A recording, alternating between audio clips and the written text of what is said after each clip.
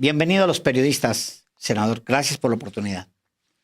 No, hombre, muchas gracias. Al contrario, gracias a ustedes. Buenas tardes al auditorio. Tienen razón, 3 años compareció García Luna y desde el primero le dije, eres un asesino. Decían que yo le faltaba el respeto. El segundo año es cuando lo que tú traes a la memoria del auditorio, yo le demostré que tenía propiedades por 42.5 millones, una casa inicial de 7.5, una casa campestre de 15 y una última casa de 20 millones. Y eso era lo que públicamente reconocía. Yo le decía, ¿de dónde puedes tú tener propiedades por 42.5 millones con el sueldo que tienes como funcionario público? Es que ahorro mucho, decía.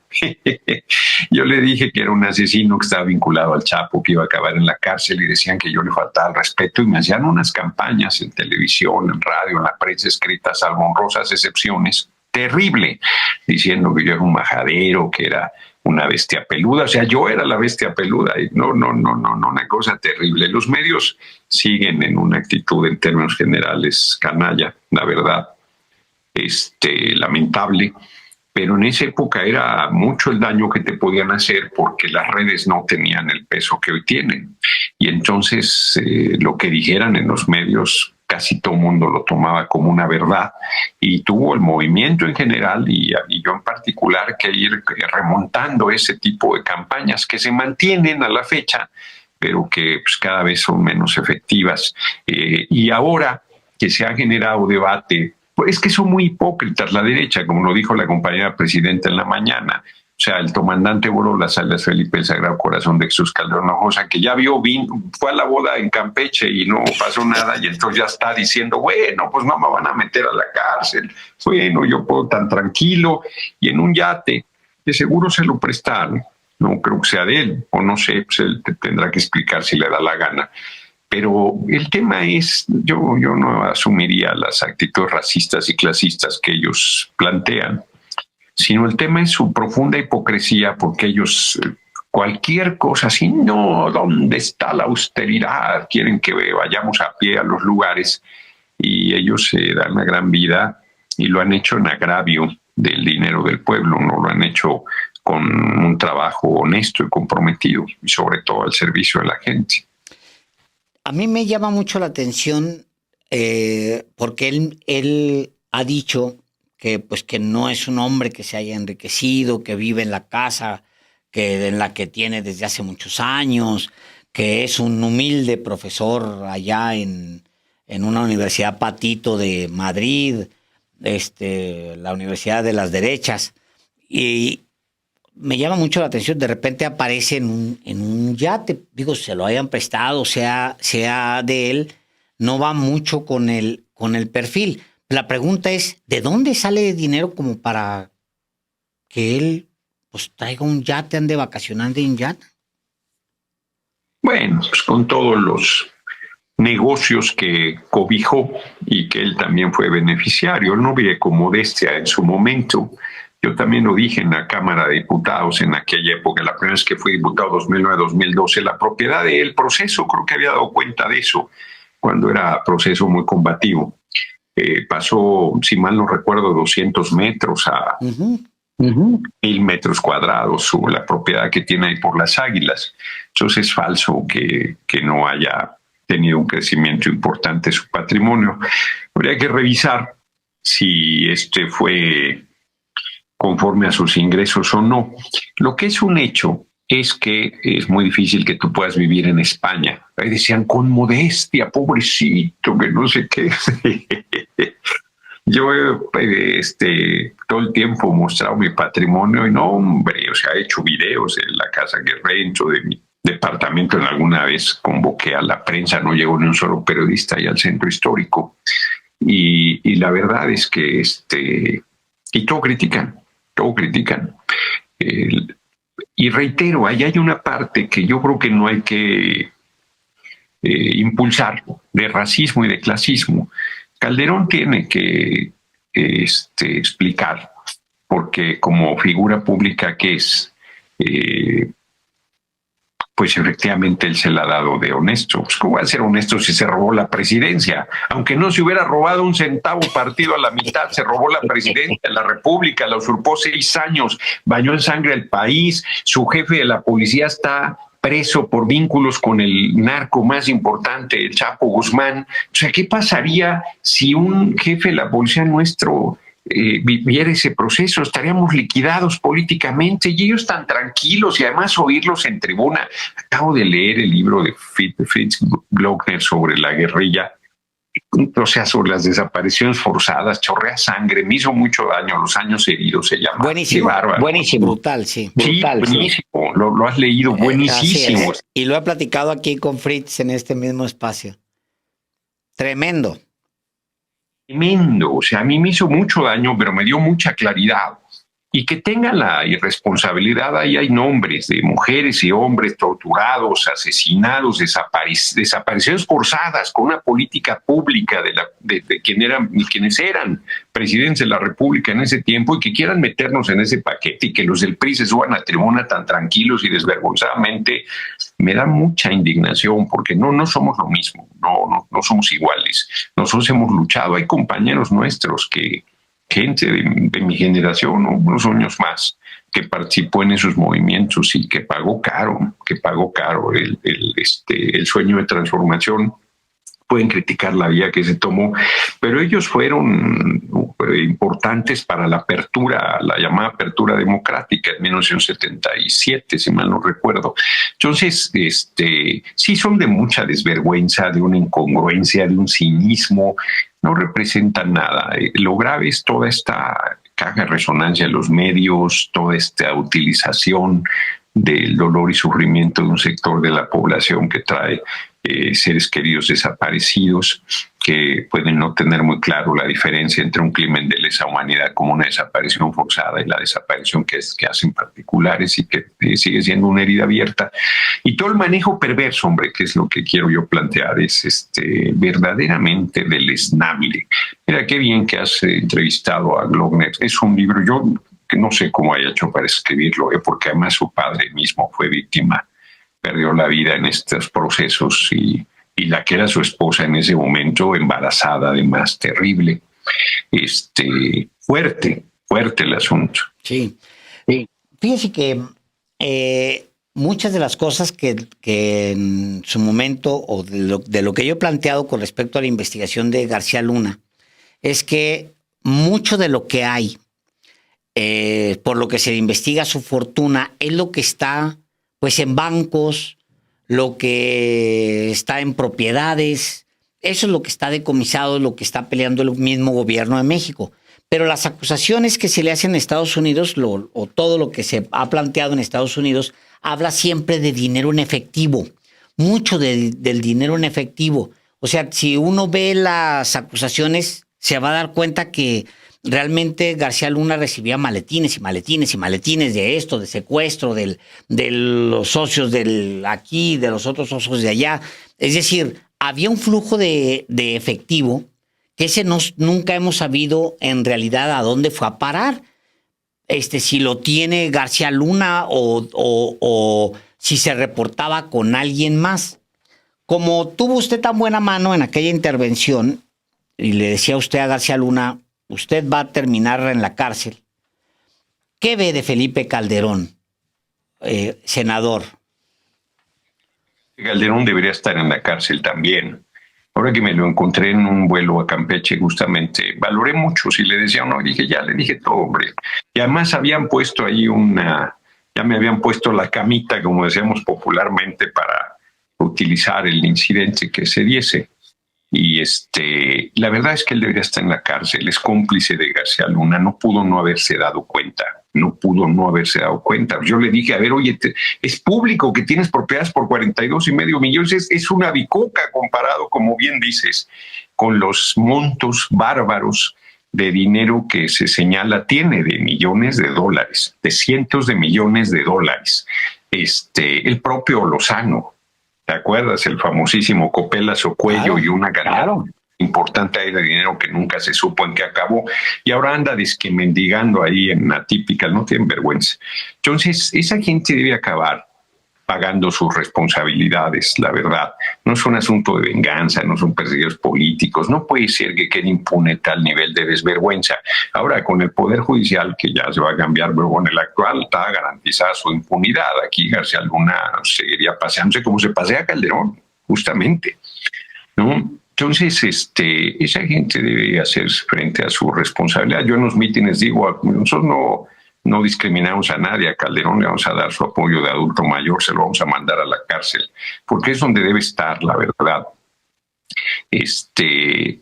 Y el desparpajo y la prepotencia con que actúan es impresionante, aunque se caracterizan también por su cobardía. O sea, Lozano, pues ahí están también las intervenciones que yo tuve cuando era secretario de Trabajo, y era un cobardón, y pasó lo mismo con Calderón Hinojosa, la verdad. No, yo no se los mandé decir, se los dije todo el tiempo, pero fíjate que pensando no solo en las responsabilidades personales que tienen, a raíz otra vez de la lectura de este libro, yo creo que deberíamos hacer un museo de la ignominia, con todas las desapariciones forzadas, con todos los asesinatos determinados desde el gobierno, y ahí también en ese museo debe estar, porque yo creo que eso se ha olvidado, y tú hoy lo estás comentando, que García Luna estaba detrás de los secuestros, que fue una de las de los problemas que más se dieron durante el gobierno usurpador de Calderón. Entonces ahí debe estar el baño de sangre, los asesinatos de los jóvenes del TEC, los asesinatos de civiles en retenes militares, de los que ellos llamaban daños colaterales, los asesinatos de niñas, de niños en retenes militares. Son cosas que deben estar ahí presentes, que no se deben olvidar, que no deben volver a suceder, y que deben marcar además claramente la diferencia, ¿no? O sea, si hubiera nosotros vamos a dejar impune una cosa así, nosotros no va a haber nada de eso. O sea, no hay perseguidos políticos, no hay presos, no hay desapariciones forzadas del gobierno, el compadre presidente López Obrador y de la presidenta Claudia Sheinbaum Pardo, y lo digo y se irritan mucho, pero es la verdad. No hay una política pública encaminada a eso. Y volviendo, lo ligas con corrupción. Bueno, otra vez ese libro. Acosta Chaparro, no me acuerdo qué otro general, lo juzga un consejo de guerra no por esos crímenes de desapariciones forzadas, sino por vínculos con el narco. Así es. Y Zorrilla, que hizo el asesinato de Manuel Buendía, estaba vinculado también por el narco, y por eso asesina a Manuel Buendía. Y es el caso de García Luna, y es el caso de los gobiernos, yo creo, desde Salinas por lo menos, hasta pasando por el cabeza hueca de Fox. Hay que recordar que supuestamente se fugó el Chapo durante el gobierno de Fox de un penal de alta seguridad en un carro de la lavandería, de la ropa sucia. Eso es absolutamente ridículo. Entonces, creo que deberían quedar los crímenes más, por lo menos los que son de lesa humanidad, ahí documentados, para, insisto, inclusive que no queden impunes. Y para que quede la memoria y esas cosas no se repitan, y además le quede a la gente todavía más claro lo que son y representan, porque son cosas que se olvidan. Lo de García Luna, a raíz de que lo sentenciaron a Nueva York, volvió a tener mucha fuerza, que en su momento la tuvo, a pesar de las campañas que hacían en mi contra. Las 3 comparecencias que él tuvo, primero al Pleno de la Cámara de Diputados y luego a comisiones, porque como les hacía mucho daño en el Pleno, lo que allí sucedía era a la vista de todo el mundo, hacían varias pistas y hacían comparecencias paralelas y todo, y aún así las 3 videos de lo que yo le dije a García Luna pues tienen una repercusión muy fuerte, reitero, a raíz de que lo sentenciaron a Nueva York. Pero hay cosas que se olvidan, esas mismas de repente quedan por ahí frente al cúmulo de cosas que suceden, y yo creo que son cosas que no deberían olvidarse, no porque no puede haber perdón, pero para que haya perdón no debe haber olvido, y debe haber claridad de las responsabilidades y de quiénes, y francamente el perdón no pasa por impunidad. No debería. No debe. ¿Cuál sería una ruta? Porque cada nación ha experimentado distintas rutas para regresar, para volver al pasado. Como sabemos, el caso argentino pues es icónico, sobre todo por la búsqueda de acabar con la impunidad, lleva a generar juicios y a llevar a los individuos en vida ante la justicia y a recibir una condena y además la condena pública, etcétera. No sé si en el caso de los expresidentes mexicanos a todos se les pueda llevar ante un juez propiamente, pero la condena pública no la tienen tal cual. Algunos, otros no. Debería ser un proceso de esa naturaleza, sin duda. Sin duda, y lo pueden traer hasta el último gobierno, ¿eh? O sea, lo que, a ver, presenten lo que tengan, ¿no? O sea, no es un asunto de, pues claro que somos diferentes, pero presenten lo que tengan. Y creo que debería hacerse una investigación, de toda esta historia reciente nuestra que ha quedado de lado y mínimo, como bien lo dices, las responsabilidades públicas ahí, mínimo tengan una condena pública, mínimo se sepa lo que son, lo que representan, el daño que hicieron. Digo, es lo mínimo. Yo creo que, de veras, yo creo que varios de ellos deben ir a la cárcel, tengo esa convicción. Y no quiero ni generar una expectativa, ni que diga que vamos a un proceso de venganza, pero porque además no está en la discusión, pero yo creo que debería irse construyendo un camino en esa línea, porque, bueno, un familiar, ahora otra vez que me encontré a esta gente en el avión, me decía, es que ustedes deberían convocar a la unidad, a la conciliación. Pues es que nosotros hemos convocado a la unidad y a la conciliación, no se les ha tocado. Y ellos, en vez de asumir que lo menos que podrían hacer es no impulsar el fascismo y la mentira y la intriga, se mantienen haciendo politiquería y se mantienen actuando con absoluta impunidad, generando procesos contrarios a la democracia, contrarios al pueblo, contrarios al interés nacional, para decirlo de manera muy suave.